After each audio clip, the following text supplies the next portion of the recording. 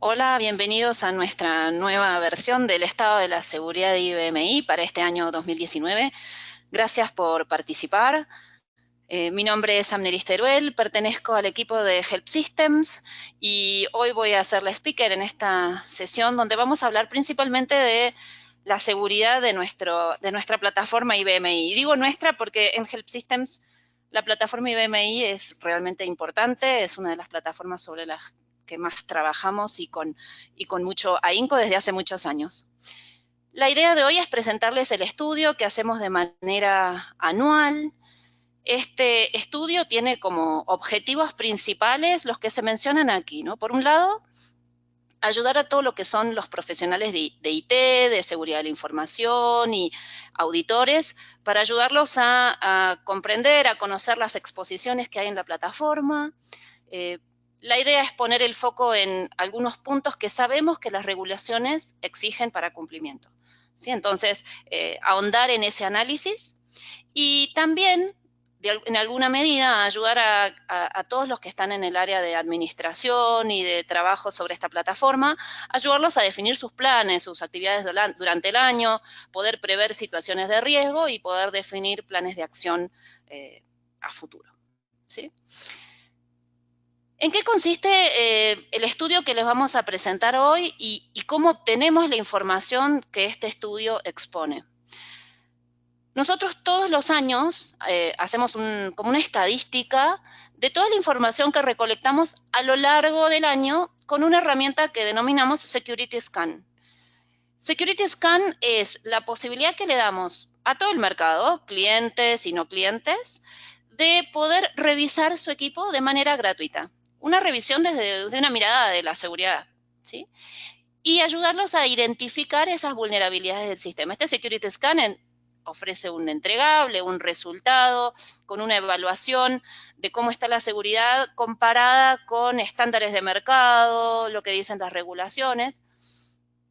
Y bueno, quienes realizan este Security Scan, voluntariamente, si lo quieren hacer, pueden compartir el resultado de ese scan con Help Systems. Nosotros en Help Systems recopilamos todos esos Security Scans de todas las plataformas que se escanean en el mundo y hacemos este estudio que lo que pretende justamente es mostrar un poco cómo está el mercado del IBMI relacionado con la seguridad. El primer estudio lo hicimos hace muchos años, ya en el 2004, ¿sí? Ya hace 15 años que año tras año venimos ofreciendo el resultado de esta información y resulta una buena base de referencia. Para nosotros es interesante incluso hacer como comparativas, ver la evolución, ver la tendencia del mercado año tras año, ¿sí? Y uno podría preguntarse, bueno, estas empresas que deciden compartir los resultados de su Security Scan con Help Systems, que lo hacen de manera voluntaria, ¿serán empresas muy conscientes de la seguridad de la información? ¿Serán empresas más relajadas?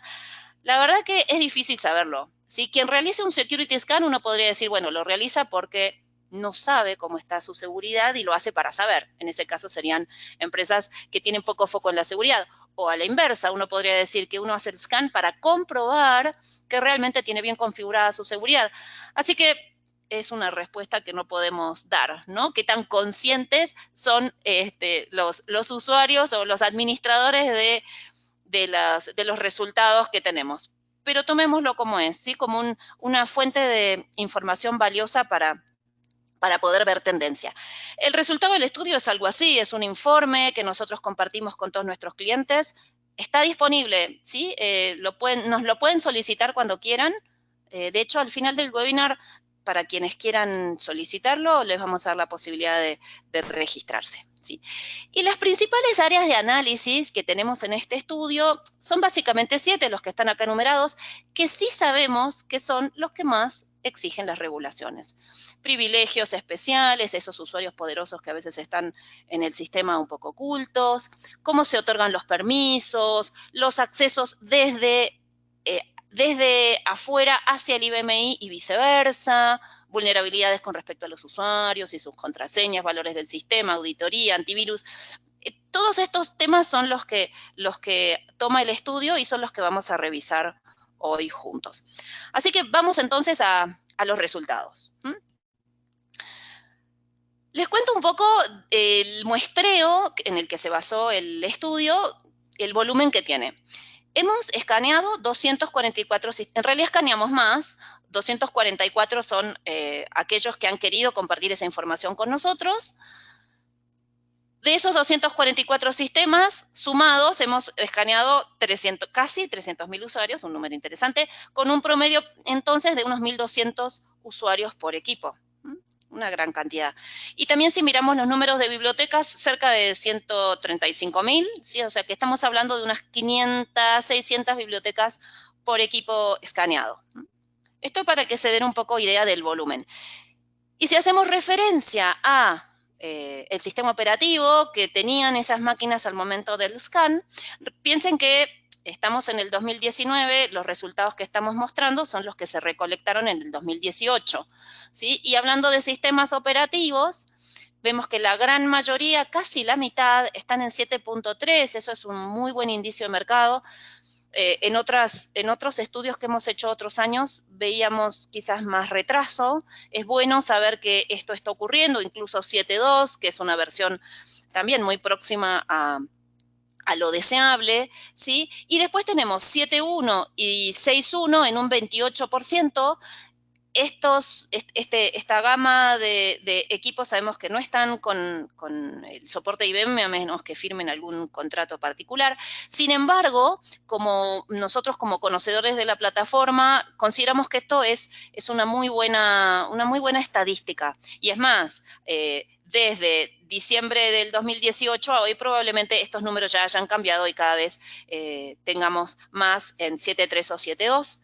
¿Sí? Y en el 2019 tenemos la suerte de tener la versión 7.4, así que bueno, estos números irán cambiando seguramente de forma significativa en el transcurso del 2019.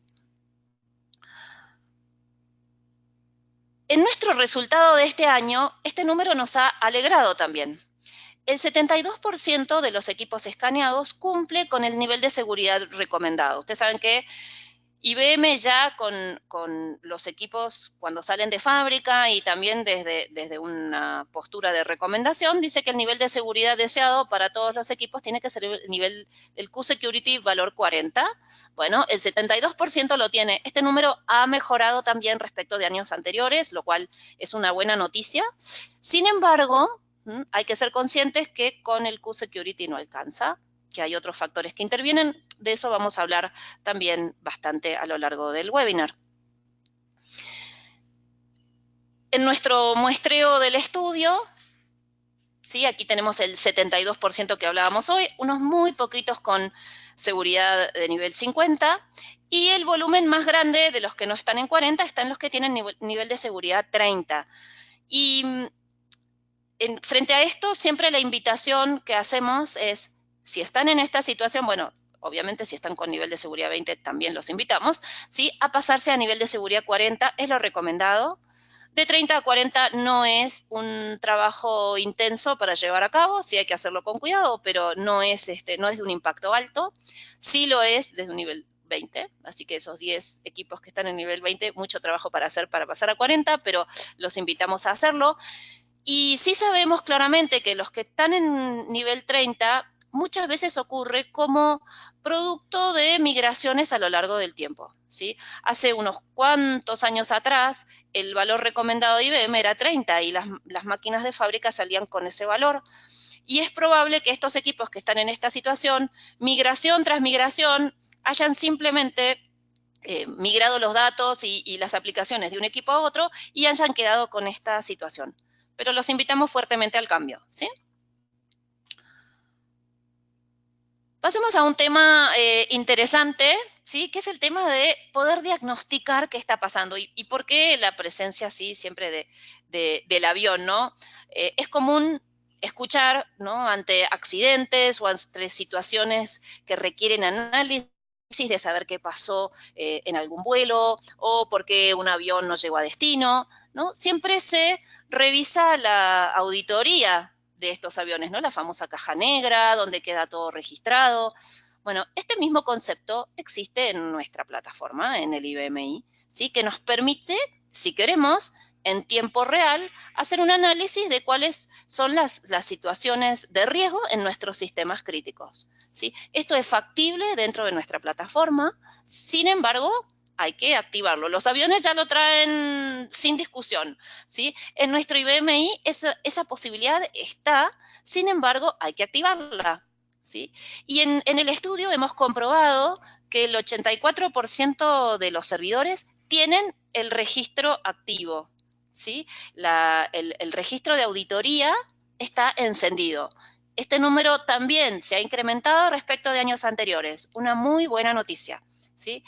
Sin embargo, hay que tener en cuenta que si bien este número creció, ¿sí? Tenemos un 16% que está absolutamente ciego, ¿sí? No activar la auditoría en el IBMI significa no poder tener rastro de nada que ha ocurrido, ¿sí? Es estar ciego. Así que muy importante para quien no tenga la auditoría levantada, hacerlo. Es gratis, es tan simple como activarlo. No hay que ni instalar ningún ad en el sistema operativo, ni nada que ya no tuvieran, ¿sí? Y por otro lado, algo que también quizás es una postura frecuente es solo levantar la auditoría en los equipos productivos, ¿no? Y decir, bueno, no, en desarrollo, en QA, en preproducción, no es necesario, no son... lo cierto es que nosotros desde Help Systems los invitamos a activar la auditoría en todas sus particiones, no importa el rol que cumplan dentro de la organización. Bien sabido es que a veces desde equipos no productivos, ¿sí? Se explotan vulnerabilidades de equipos productivos. Justamente, ¿sí? ¿Por qué? Porque esos equipos no productivos tienen la seguridad más relajada, ¿sí? Y perfectamente pueden acceder a veces a producción de una manera no deseada y tener su impacto. Así que los invitamos fuertemente a quienes no tengan la auditoría levantada, levántenla, ¿sí? No importa el rol que su equipo tenga. Y es importante, ¿sí? Ya que estamos hablando del registro de auditoría, no solo detectar acciones puntuales, sino también acciones masivas. Es importante que nosotros como administradores de la plataforma, si alguien nos pregunta, ¿tu equipo alguna vez recibió un ataque de fuerza bruta?, que podamos responderlo. ¿Y cómo vamos a poder responderlo? No solo diciendo que no sufrimos las consecuencias, porque quizás nuestro equipo está bien preparado para mitigar, digamos, este tipo de ataques, ¿sí? Sin embargo, es importante detectarlos y poder decir si sí ocurrieron o si no ocurrieron. Por ejemplo, en uno de los equipos que tuvimos la información para el estudio, había un servidor que tenía 1.355.820 intentos fallidos de conexión sobre un único usuario. Evidentemente, esto no es alguien que se olvidó su contraseña y que probó, ¿sí? Entonces, este tipo de información, estas detecciones, hay que estar en condiciones de poder detectarlas. No nos puede pasar que un perfil de usuario tenga más de 1 millón de conexiones fallidas, ¿sí? O intentos de conexión fallidas, y que nosotros como administradores de la seguridad no nos demos cuenta. También en el conjunto de equipos encuestados, un cuarto de los servidores, ¿sí? Tenían un perfil que había experimentado aproximadamente 1.000 intentos fallidos de conexión. También, 1.000 no es un número humano, ¿sí? A veces uno dice, bueno, pero estas cosas pasan porque tengo una conexión desde un servidor y la contraseña expiró, entonces por eso da intentos fallidos. O a veces también ocurre cuando tenés discos del IFS mapeados desde alguna PC o desde otro servidor, ¿sí? Que entonces intenta conectarse al disco mapeado con un usuario que ya su contraseña caducó o cambió y se registran estos intentos fallidos. Está muy bien, es entendible que esto ocurra. Sin embargo, no podemos pasar desapercibidos frente a una situación como esta. Y aquí una muestra de lo que es la información que el journal nos muestra. Ustedes saben que la auditoría del sistema se guarda en lo que se llama el journal, o en journal en inglés, el diario de auditoría cuando lo traducimos, y que guarda muchas entradas indicando todo lo que ocurre. Cuando uno activa la auditoría, indica qué tipos de entrada quiere que se registren, ¿sí? Entonces uno puede tener más intensa registración o menos, de acuerdo a la configuración que tenga, pero va a poder tener este tipo de entradas. Acá se está visualizando una entrada de Journal donde se está mostrando, bueno, hablando el ejemplo que les venía dando, ¿no? Intentos fallidos de conexión. Con esta entrada PW, donde perfectamente bien se puede saber cuál es el usuario, con qué usuario se hizo el intento de conexión, sobre qué dispositivo se hizo ese intento. También dependiendo del tipo de conexión que ya se estableció, hasta se puede saber la IP de origen, ¿sí? Así que información muy rica a explotar a partir de el journal que nos provee gratuitamente nuestro IBMI. Ahora bien, ¿qué es lo que nos pasa? Activamos la auditoría, ¿sí? Siguiendo las recomendaciones que Help System da, que dan las regulaciones, y el volumen es muy alto. El volumen de información es muy alto, resulta agobiante, es información en bruto, así como la mostraba en el slide anterior, ¿sí? Es mucha información difícil de procesar. Y nos encontramos con muchas instalaciones donde los administradores navegan y bucean esa información con mucho trabajo. Las herramientas que nos provee el sistema operativo, las herramientas nativas que nos da, simplemente son comandos donde podemos extraer la información con filtros y lo sacamos a print o lo sacamos a outfile y hacemos queries, pero es bastante primarias los recursos que nos dan el sistema operativo como tal, ¿sí? Así que también aquí es importante ser realista respecto al momento de auditar, registrar esa información, pero también tener formas de explotar esa información, ¿sí? Que no sea algo que decimos, bueno, listo, yo tengo la auditoría levantada, todo bien, pero cuando tengo que ir a explotar esa información, realmente no lo puedo hacer, ¿sí? O también ser conscientes del uso del disco que esto requiere. Todo lo que es mantenimiento de los receptores de journal, con la planificación de su salvado a disco o su salvado a cinta, ¿no? Que las regulaciones nos exigen, guardar historias de receptores de journal. Bueno, la información que no está en los receptores de journal, con los comandos del sistema operativo, no los puedo recuperar. O sea, si me piden información de auditoría de hace 6 meses atrás y yo tengo los journals del último mes, hay todo un proceso de restauración y un proceso realmente pesado de tomar esa información. Así que a ser realistas con eso, ¿sí? Y ahí, bueno, también hay herramientas de mercado. De hecho, nosotros en Help Systems tenemos herramientas de mercado que los ayudan a explotar esta información, a comprimir la información de los receptores de journals antes de quitarlos del disco, ¿sí? Para que estén disponibles más tiempo, ocupando menos espacio en disco, ¿sí? Entonces, bueno, como resultado de que el volumen es tan grande, muchas veces los datos se ignoran. Es como un trámite, una burocracia. Lo hago porque la regulación me dice, pongo la tilde, pero no puedo hacer mucho uso de esa información. O simplemente trato de mirar la información cuando apareció un fraude, una situación de riesgo o cuando sé que viene un auditor. Seamos precavidos y no lleguemos a eso.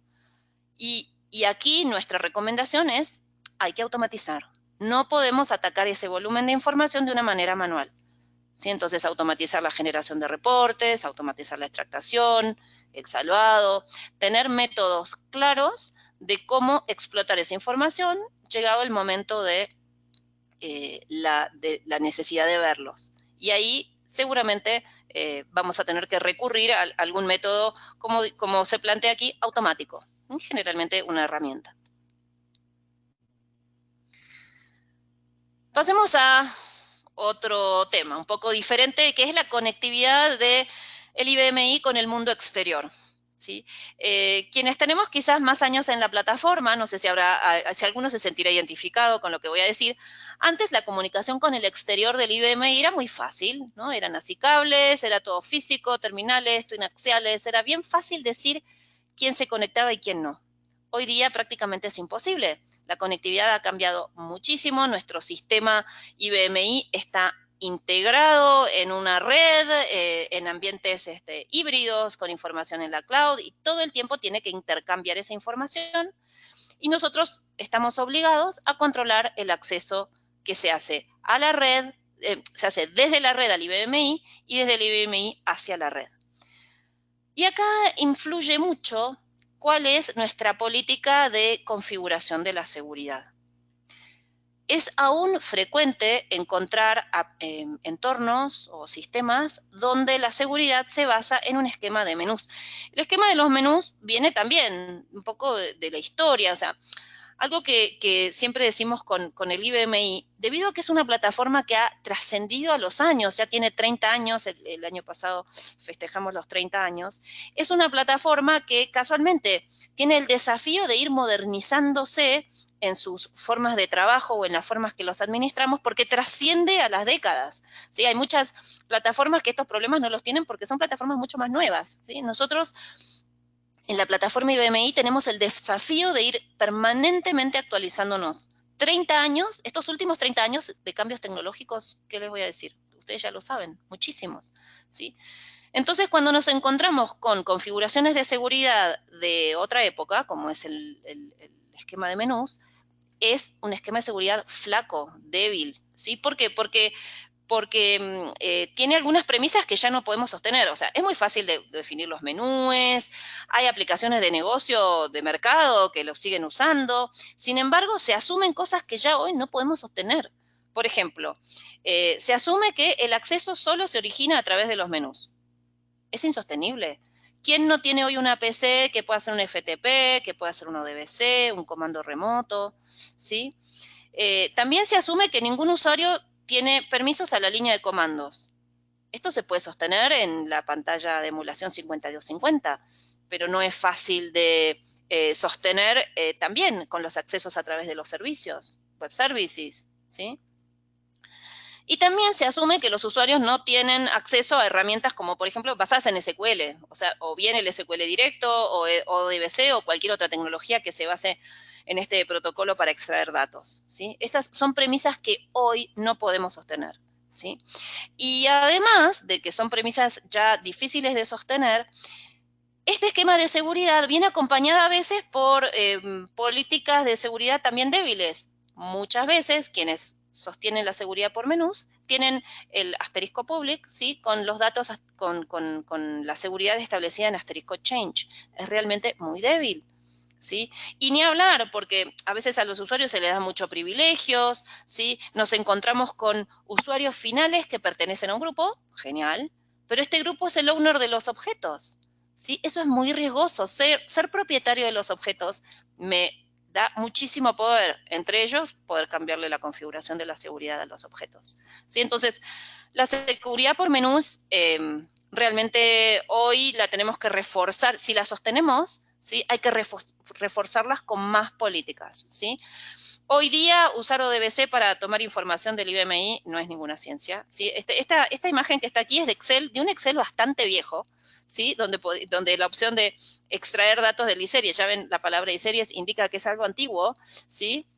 Hace muchos años, desde, por ejemplo, Excel, podemos tomar información vía ODBC de los sistemas, ¿sí? Así que no pensemos que los usuarios esto no lo van a hacer. Lo van a intentar, probablemente, y cada vez más, ¿no? Cada vez los usuarios son más curiosos, más atrevidos, y ni hablar de las nuevas generaciones, ¿no? Que cada vez son así como más, para usar un adjetivo, como más desfachatados, ¿no? Como más animados a intentar cosas y ver qué pasa.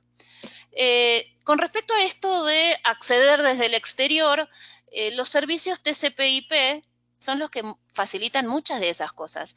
Y entonces en nuestro estudio revisamos quiénes están, por ejemplo, ejecutando en su autoarranque, o sea, cuando dan IPL, quiénes levantan el servicio de comandos remotos. Bueno, un 20%.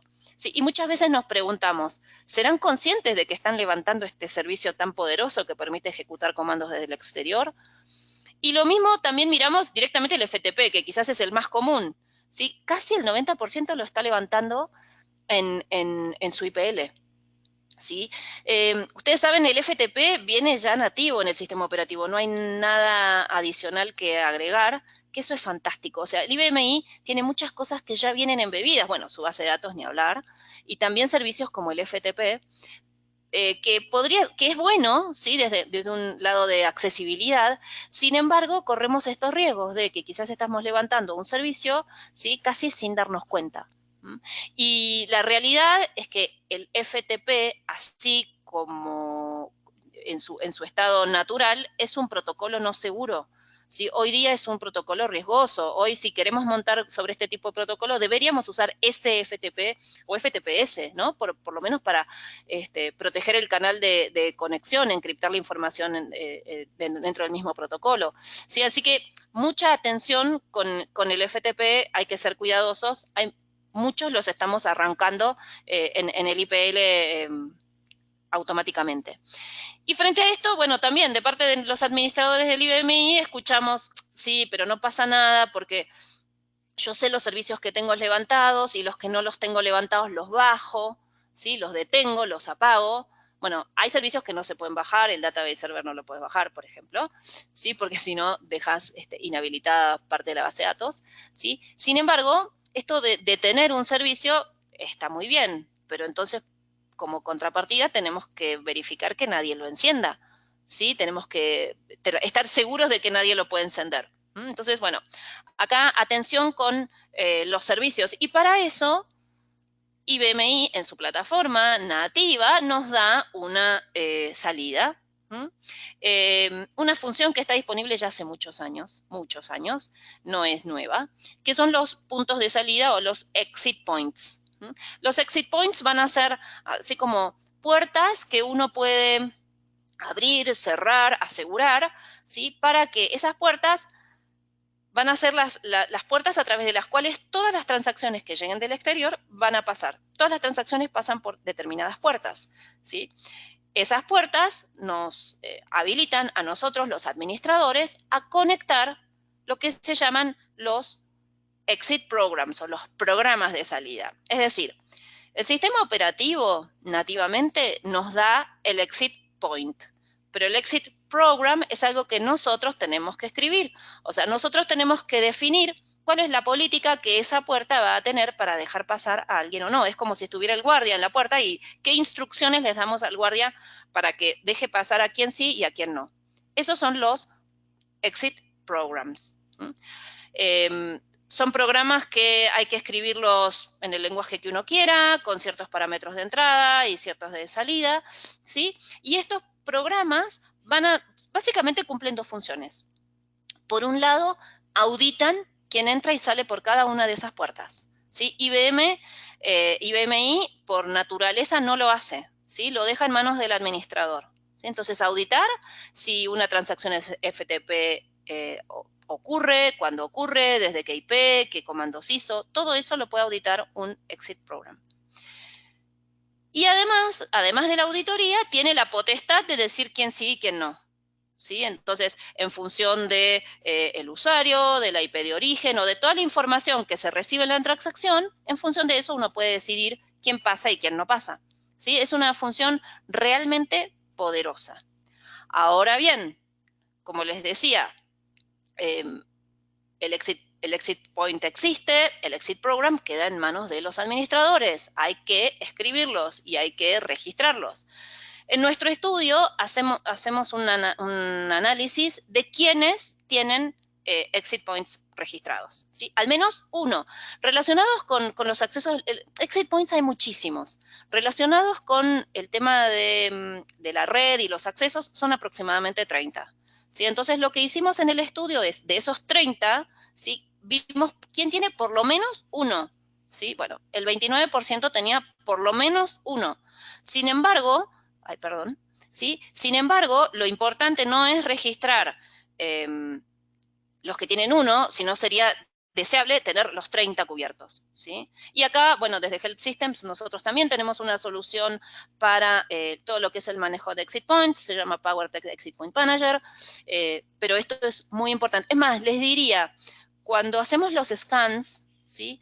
Una de las primeras recomendaciones que hacemos, o sea, el primer plan de acción que le proponemos a nuestros clientes cuando vemos que su seguridad es débil, es activar los exit points, ¿sí? Es como lo primero a hacer.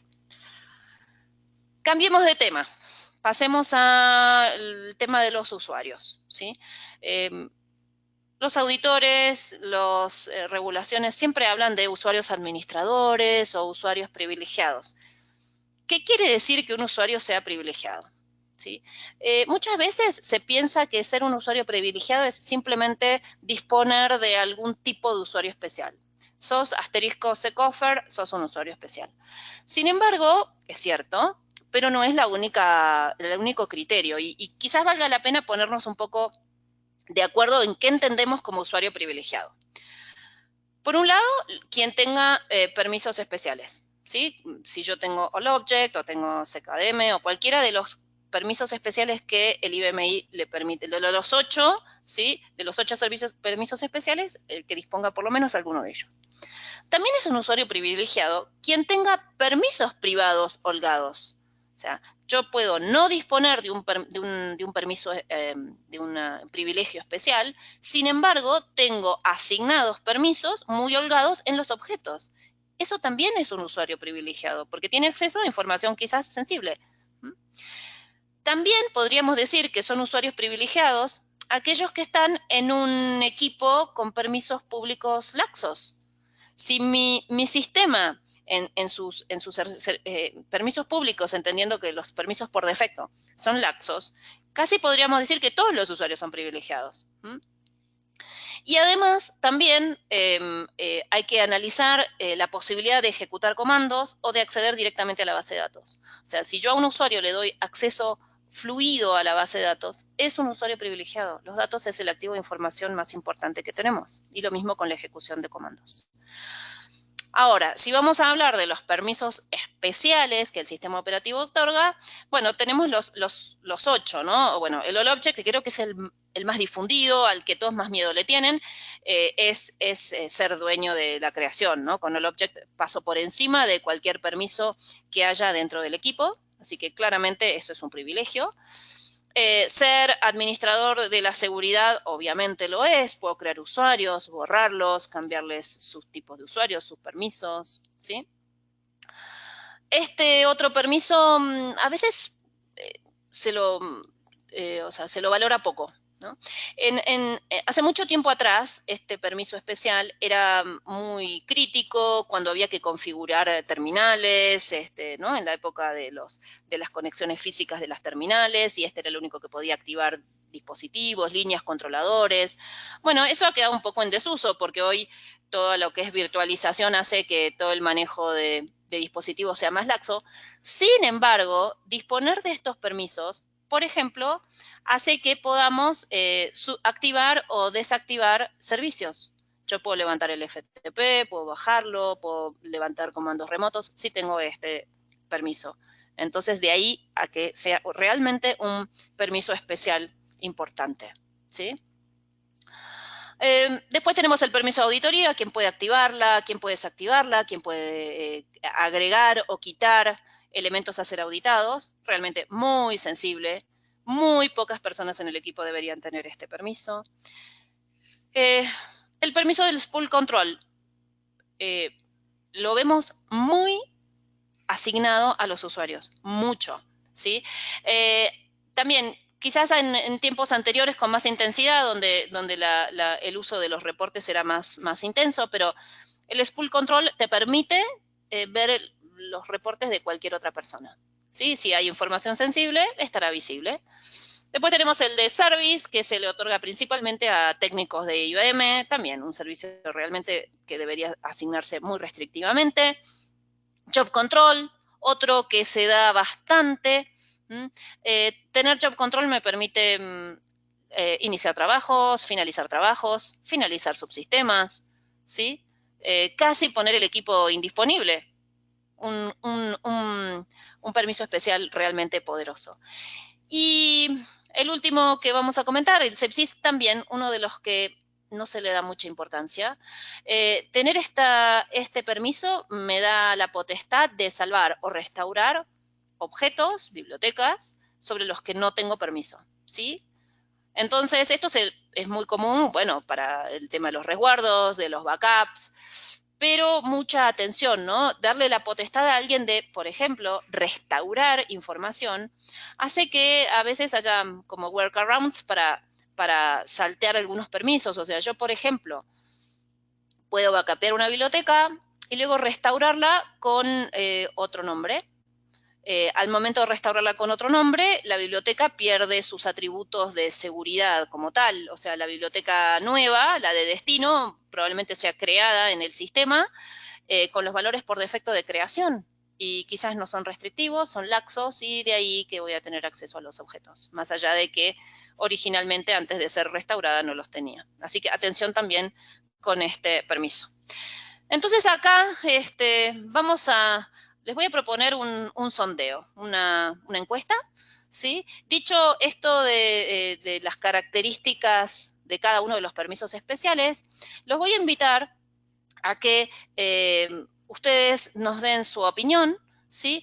De cuántos usuarios con All Object ustedes creen que debería existir en un sistema.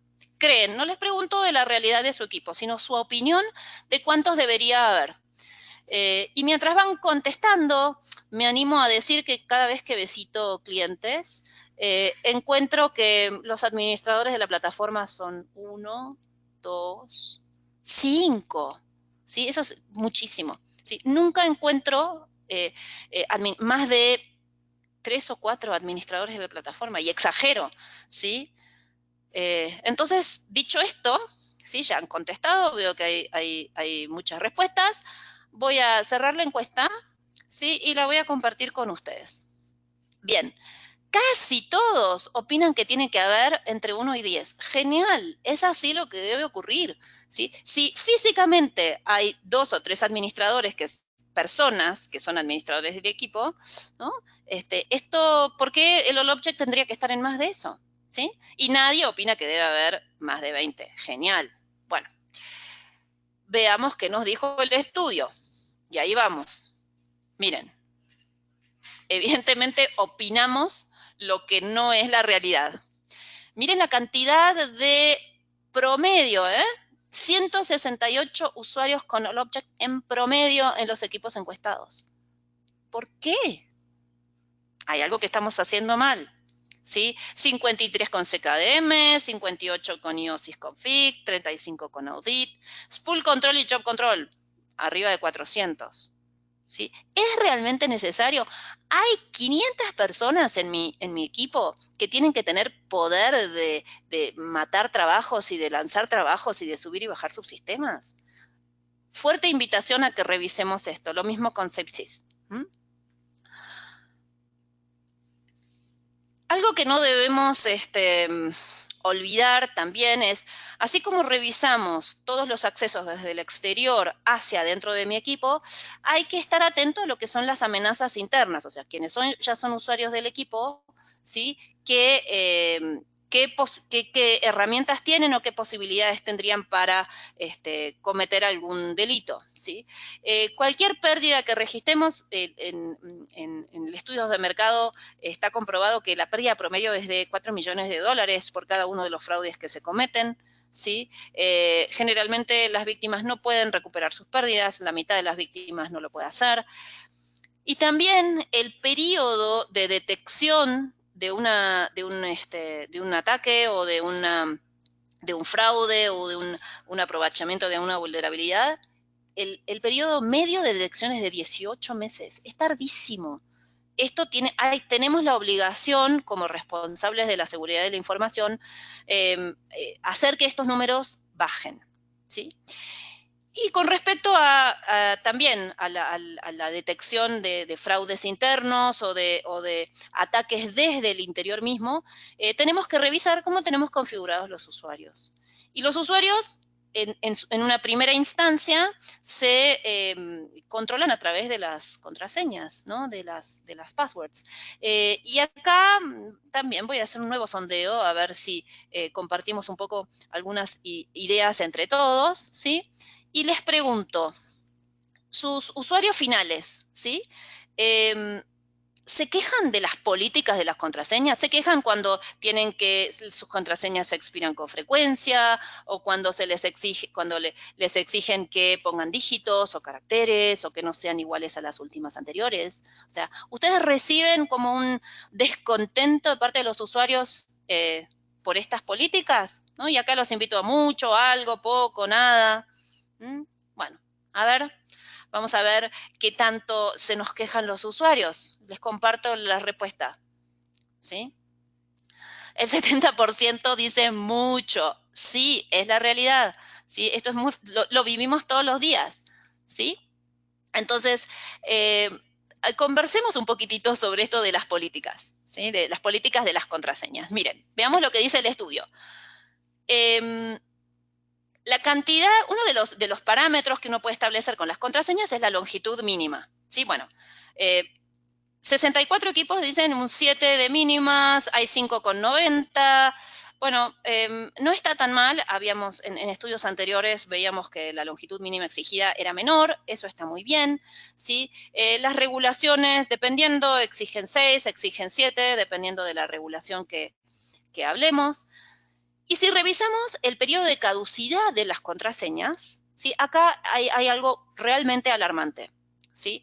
La gran mayoría, no la gran mayoría, muchos, digamos casi la mitad, estaban con una caducidad de 90 o 60 días de las contraseñas y está muy bien porque esto es lo que piden las regulaciones. Si nos vamos hacia más días, bueno, algunos en 180, pero es muy peligroso estos 105 que no tienen caducidad de las contraseñas. Es muy importante que las contraseñas caduquen. Hay mucha inteligencia en los intentos de fraude de probar contraseñas, pero ya no se usa tanto el método de probar contraseñas por ir viendo combinaciones de números y letras, sino que se hace una inteligencia un poco más holística. Entonces, por ejemplo, si se detectan, digamos, se publica información de contraseñas en Facebook, en Pinterest, en Twitter o cualquiera de las redes sociales, es muy común que las personas compartamos contraseñas, ¿sí? Quizás la contraseña de Facebook es la misma contraseña que tenés en la red en tu trabajo, o es la misma pero le agregaste 3 números. Entonces, existen este tipo de pruebas. Frente a eso, más allá de que es bueno tener contraseñas diferentes, es importante que las hagamos caducar. Las contraseñas deben caducar. Y si no tenemos, no sabemos qué número poner, pongamos algo, pero no asterisco nan. Un número que establezcamos de días de contraseñas caducadas. Después también revisamos lo de incluir un dígito, ¿no? En las contraseñas. Acá está bastante repartido en los sistemas encuestados. Hay algunas técnicas también que uno dice, bueno, pero poner un dígito, te pasan cosas como estas, ¿no? Donde tenés así como unas reglas de que acá es muy fácil adivinar, que acá la contraseña la palabra es emperador y la E la cambio por un 3 y la O por un 0. Cuantas más políticas pongamos, realmente más seguro, ¿sí? De contrapartida tenemos esta queja de los usuarios. Bueno, cada uno de nosotros conoce en qué organización trabaja y sabe hasta dónde puede tirar de la soga. Muchas instalaciones también tienen, en vez de la contraseña de 10 dígitos, como viene por defecto en el IBMI, han extendido esta posibilidad, que de hecho la plataforma lo permite, donde poder poner contraseñas que sean frases o más largas, ¿no? Entonces, claro, por ejemplo, donde pones así 3 palabras, es más fácil de recordar, es realmente muy difícil de vulnerarlas o de descubrirlas, pero bueno, esto también requiere todo quizás un cambio cultural, y esto sí también es algo que debe planificarse porque puede tener un impacto en las aplicaciones, hay que revisarlo con detalle. Y frente a esto de los ataques internos y las passwords, aparece quizás el tema del multifactor de autenticación, o sea, la password es un factor de autenticación, ¿sí? Hay muchas regulaciones que ya están pidiendo, por ejemplo, para usuarios administradores, PCI está exigiendo por lo menos 2 factores de autenticación. Los factores de autenticación básicamente se basan en 3 principios: algo que sé, algo que tengo y algo que soy, ¿sí? Entonces, algo que sé, por ejemplo, mi contraseña. Algo que tengo puede ser un token, una tarjeta de coordenadas o algún dispositivo que dinámicamente me ofrece valores de seguridad. Y algo que soy, la detección de iris, la huella digital. ¿Sí? Bueno, estas combinaciones, ¿sí? Son con las que uno juega. Cuando uno va a un cajero automático, te pide, tenés la tarjeta, que es algo que tenés, ¿sí? Y la contraseña, que es algo que sabes, ¿no? Ahí hay doble factor de autenticación y estos son temas también a verificar. Y dentro de las estadísticas que tomamos en el estudio, vemos cuántos inicios de sesión fallidos están permitidos, esto pensando en las acciones de fuerza bruta que hablábamos al principio.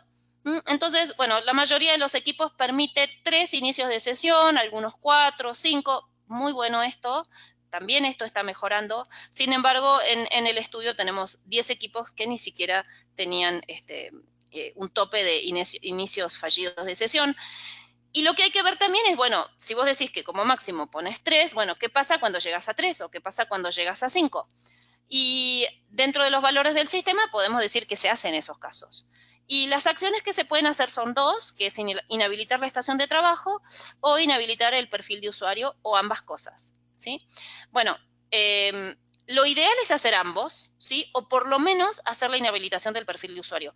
Inhabilitar la estación de trabajo ya no tiene tanto sentido, primero por la virtualización y además porque cuando se están recibiendo ataques se usan diferentes canales. Entonces, inhabilitar la estación de trabajo lo único que va a lograr es que no se intente más por estación de trabajo, pero sí a través de servicios o conexiones expuestas desde otro lado, ¿no? Entonces, gran invitación, inhabilitar el perfil de usuario. Inhabilitando el perfil de usuario, ya no importa el canal, el usuario no va a poder acceder más.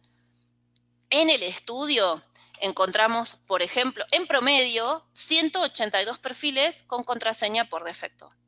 Esto es algo que hay que cambiar ya. Y hay un comando en el sistema operativo que es muy fácil de saber quiénes son esos usuarios. Es el Analyze Default Password. Les da la lista de los usuarios que tienen como contraseña el nombre del perfil. Esto debe cambiarse ya. Y como promedio de esos 182 perfiles, 89 estaban enabled. ¿Sí? Así que eran 89 puntos de entrada muy fáciles de descubrir, ¿sí?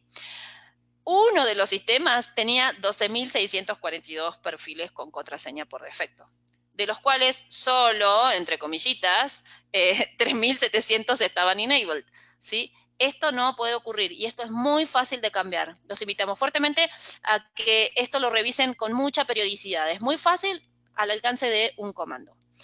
También hemos hecho análisis de los perfiles inactivos. Ustedes saben que también las regulaciones nos exigen aquellos usuarios que no están activos, por lo menos deshabilitarlos o si no borrarlos. En promedio teníamos 438 perfiles inactivos con más de 30 días de inactividad, de los cuales 295 estaban habilitados. Esto ocurre o porque alguien deja la organización o alguien se ausenta de sus funciones por cierto tiempo. Es muy importante tener control de estos usuarios, ¿sí? Esto es algo que las regulaciones miran mucho y es fácil de manejar desde nuestro lado como administradores. También revisamos el promedio de usuarios que tienen habilitada la línea de comandos, ¿sí? En promedio, 346 por equipo, ¿sí? Y hay que estar atentos que yo puedo tener inhibida la línea de comandos, ¿sí? Con la función Limit Capabilities del perfil de usuario. Sin embargo, ¿sí? Desde un servicio puedo usar comandos, ¿sí? Es importante saber que por más que tenga Limit Capabilities Yes, con lo cual tengo la línea de comandos estándar desde el green screen abolida, ¿sí? Tengo la potestad de ejecutar comandos vía FTP, por ejemplo. El atributo del perfil de usuario no invalida la ejecución de comandos remotos, así que mucha atención ahí. Otro tema que también revisamos en el estudio es qué tan laxos son los equipos en lo que respecta a los permisos públicos. Es decir, por defecto, si nadie dice lo contrario, ¿cuál es el permiso que tengo? ¿Sí? Entonces, todos los que no están nombrados explícitamente van a entrar por el public.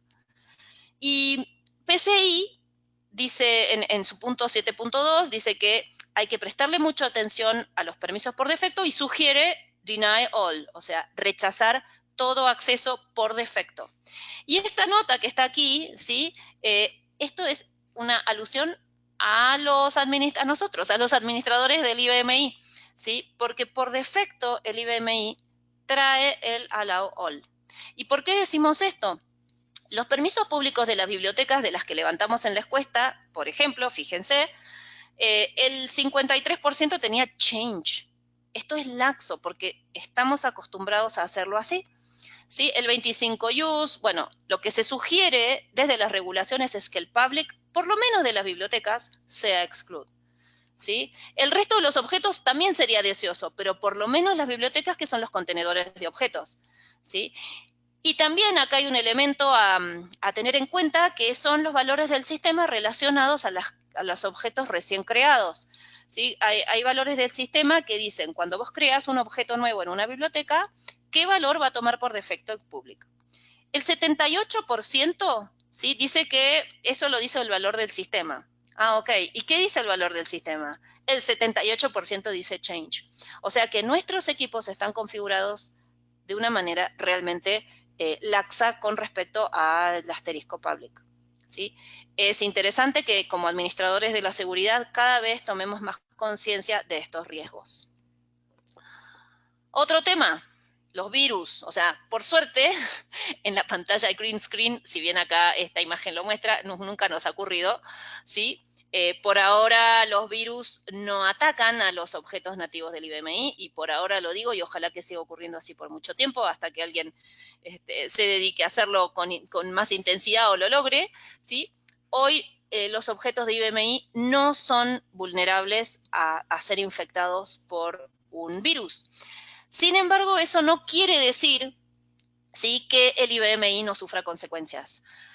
El IBMI dispone del Integrated File System, el IFS, muy usado, cada vez más usado por todas las aplicaciones, por diferentes servicios, ¿sí? Ya servicios propios del sistema operativo que empiezan a hacer uso del IFS.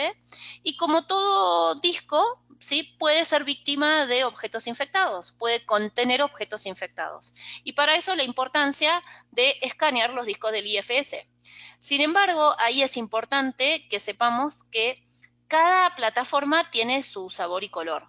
¿Sí? Entonces, un antivirus orientado a una plataforma Windows no va a ser tan eficiente escaneando un disco del IBMI o un disco de la IX o un disco del Linux. ¿Sí? Si bien es mejor que nada, ¿sí?, es importante que cada antivirus sea bien nativo de cada plataforma para ser más exhaustivo en su análisis. ¿Sí?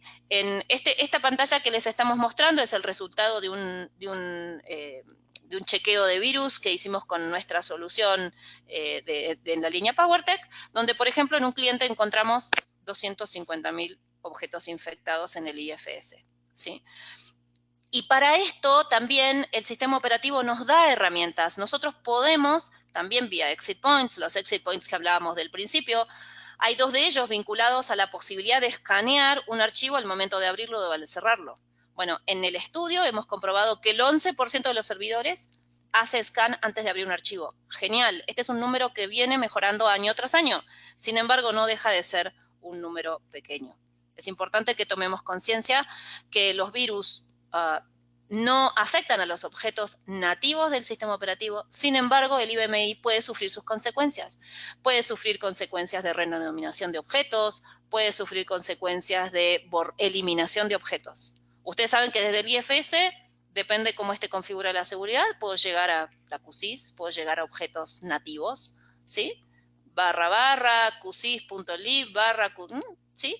Entonces, tomemos conciencia de eso. El IBMI no padece la infección de virus, pero sí sufre sus consecuencias. Así que atentos con eso. Entonces, ya para cerrar con el webinar, algunos puntos claves que queremos compartir con ustedes y como propuesta de acción. Primer consejo, aseguren el perímetro de sus IBMIs usando los exit programs. Compren una herramienta de mercado, pídanos a nosotros nuestro PowerTech Exit Point Manager, prográmenlos ustedes, ¿sí?, pero no dejen de hacerlo.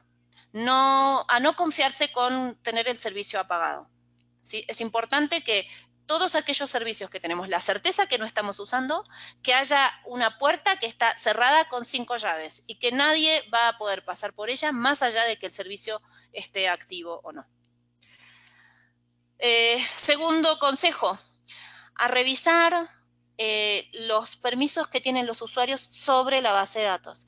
La base de datos en el IBMI está muy expuesta, ¿Sí? En otras plataformas uno tiene el login al sistema operativo y el login a la base de datos.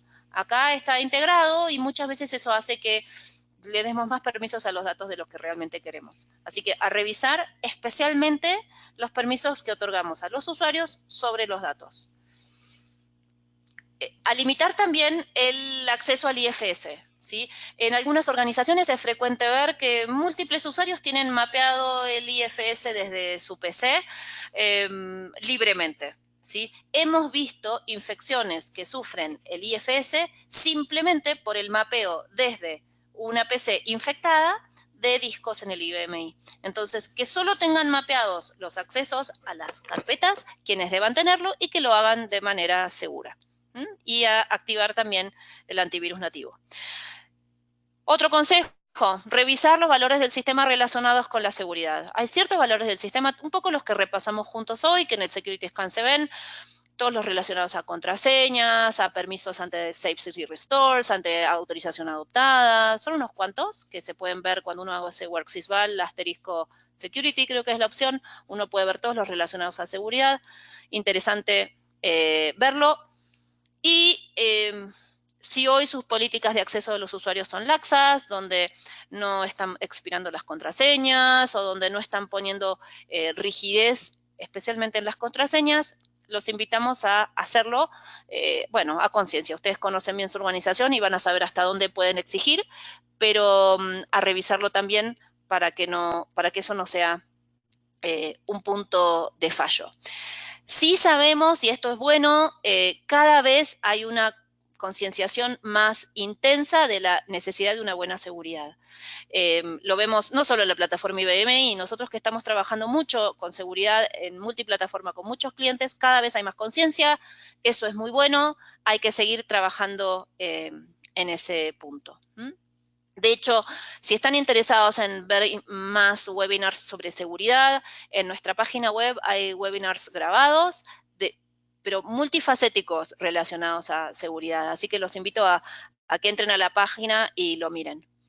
Desde nuestro lado, dispuestos a trabajar con ustedes, cuando estén puestos en marcha, nosotros podemos asistirlos con asesoramiento, con productos, con información. Así que cuenten con Help Systems como un buen aliado.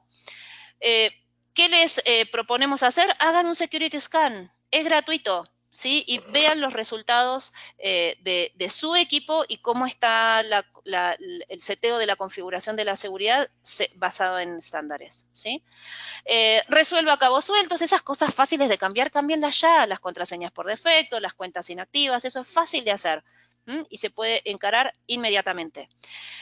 Revisen, bueno, como decíamos, las reglas de las contraseñas, quiénes tienen líneas de comandos, quiénes tienen permisos especiales. Hagan pruebas de accesos desde el exterior, quizás con los dos servicios más fáciles, FTP y ODBC. Prueben desde diferentes puntos quién tiene acceso, quién no, qué pueden hacer. ¿Pueden hacer un comando remoto? Aprobarlo, ¿sí? Y luego, bueno, evalúen soluciones que les permitan automatizar esta revisión de los procesos y también mitigar el riesgo, ¿no? Entonces, con el Security Scan, nosotros les vamos a entregar este informe. Si quieren voluntariamente pueden compartir la información con nosotros para integrar, formar parte del estudio del año que viene o no, eso lo deciden ustedes, ¿sí? Este estudio que yo he compartido verbalmente está en versión PDF, la pueden descargar, de hecho, a todos los que hayan asistido se las vamos a enviar por mail, ¿sí? Pero también está disponible para su descarga. Y en estos 2 o 3 minutos que nos quedan antes de cumplir los 60 minutos, los invito a que escriban preguntas, si yo los puedo ayudar respondiendo. Mientras tanto, también les voy a abrir una encuesta. Quienes tengan ganas de ejecutar el scan nos lo hacen saber por medio de la encuesta. Y si contestan que sí, los contactaremos y definimos un plan de trabajo. Lo que normalmente hacemos es planificamos una fecha ahora, hacemos una sesión remota. La ejecución del scan es no intrusiva, lo pueden hacer en un equipo productivo durante el trabajo de las personas. Son 2 o 3 minutos y después nosotros les dedicamos 1 hora de un experto en seguridad para compartir con ustedes y intercambiar opiniones de los resultados obtenidos. Y mientras van contestando, los invitamos en el panel de preguntas, si quieren escribir algo,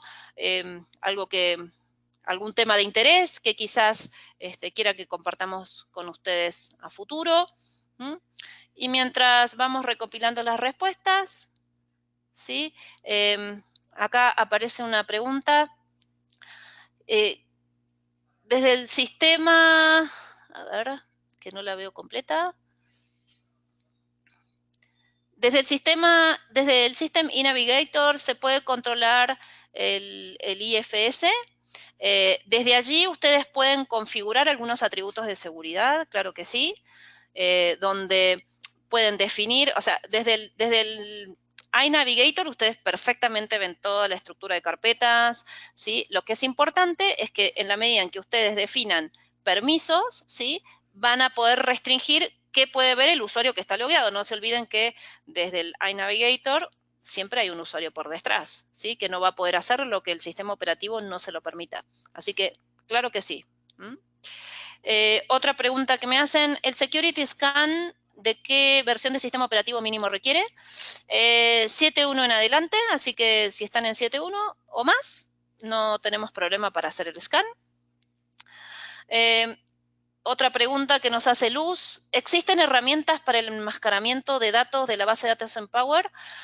Sí, tenemos una solución que se llama PowerTake Database Encryption, que lo que permite es no solo enmascarar, sino te permite encriptar por columna información en tus bases de datos. ¿Sí? PCI, por ejemplo, exige que en reposo la información esté encriptada relacionada con las tarjetas de crédito, más allá del enmascaramiento al momento de visualizarlo.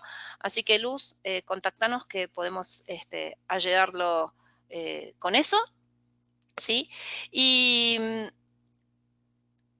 los invito entonces hasta, ya tengo que, ahí tenemos una pregunta más.